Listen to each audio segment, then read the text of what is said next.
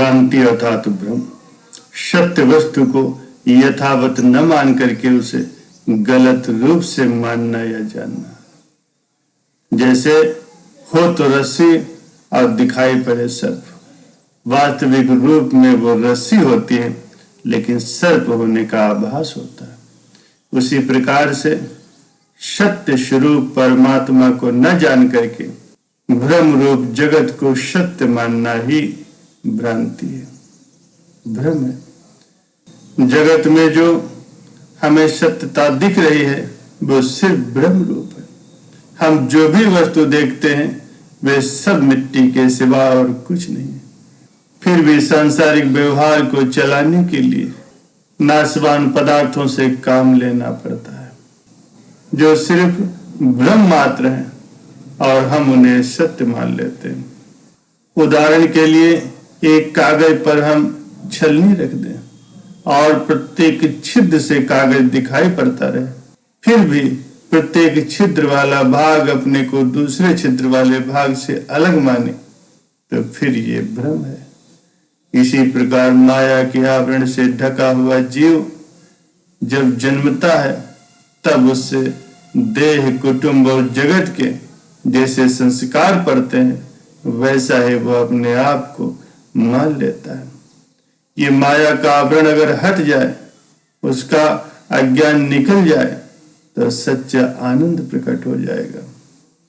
इस अविद्या अज्ञान ने भूल भुलैया करके इसे भ्रम में डाल दिया है, अतः ये जीव स्वयं को दुखी बना रहा है।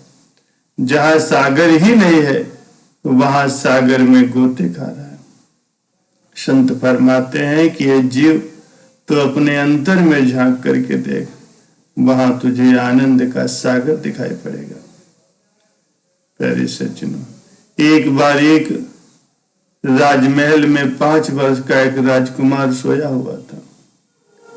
एक भील ने अवसर पा करके धन के लोभ में उस राजकुमार को उठा लिया, जंगल में ले जाकर के उसके सारे आभूषण उससे ले लिए और उस राजकुमार को अपने बेटों के साथ पालने लगा। राजकुमार भीलों के बच्चों के साथ खाते पीते और हंसते खेलते उन जैसा ही हो गया। जब राजकुमार युवावस्था में आया तो वो भी भील लोगों के जैसा व्यवहार करने लगा, अर्थात हिंसा, चोरी, पाप और जीवों की हत्या करने लगा और अपने आप को ही भील समझने लगा। एक दिन वो घूमते घामते शिकार करते हुए घोर जंगल में जा पहुंचा। रास्ते में उसे पानी की बहुत प्यास लगी। पानी की खोज में इधर उधर जांच की तो उसे एक महात्मा जी की कुटिया नजर आई।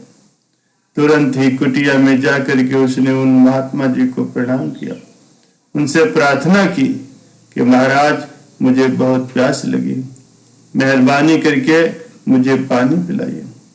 पहले तो महात्मा जी जब उस राजकुमार के राज्य में जाते थे तब उन्होंने उस राजकुमार को कई बार देखा था, वो उसे अच्छी तरह से पहचानते थे।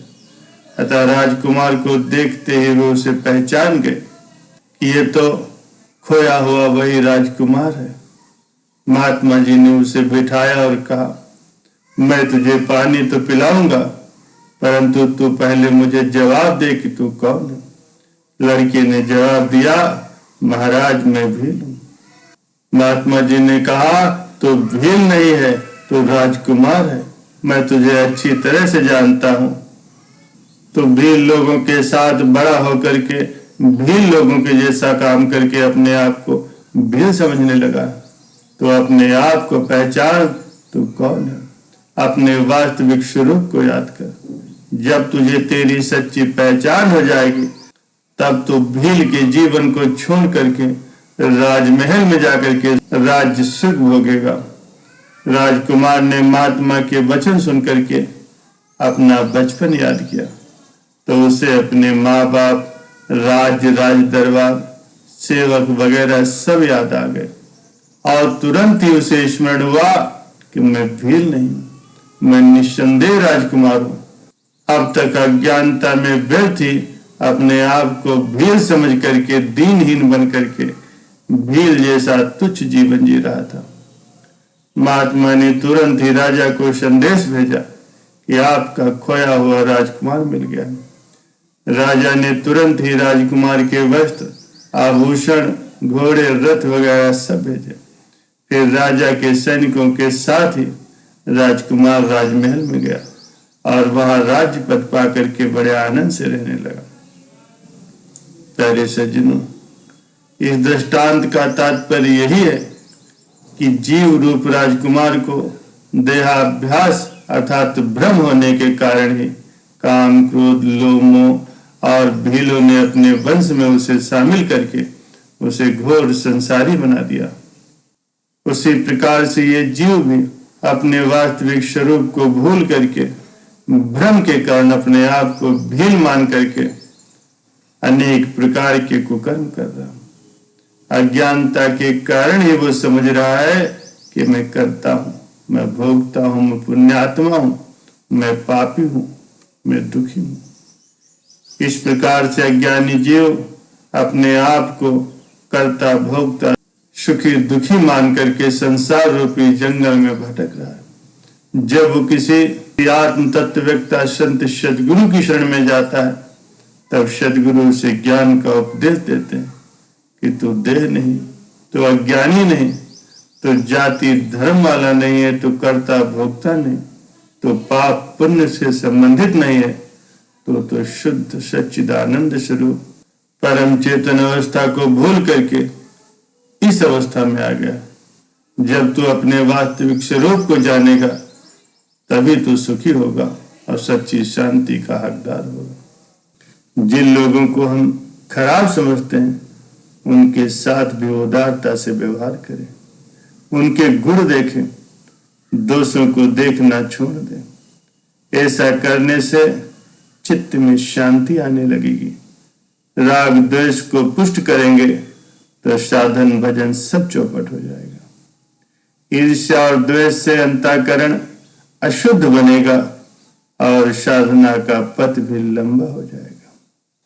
ये जो संसार है ये मिथ्या है, हर क्षण बदल रहा है, स्वप्न की भांति गुजरता जा रहा है। उसकी सत्यता को दिमाग में भरने से परेशानी के सिवाय और कुछ भी हाथ नहीं आएगा। परम संत तुलसी साहब जी ने भी श्री रामचरितमानस में फरमाया है, उमा कहूँ मैं अनुभव अपना, सत हरि भजन जगत सब सपना। सर्वत्र केवल परमात्मा ही परमात्मा व्याप्त है और यही जानना ही हरि भजन है।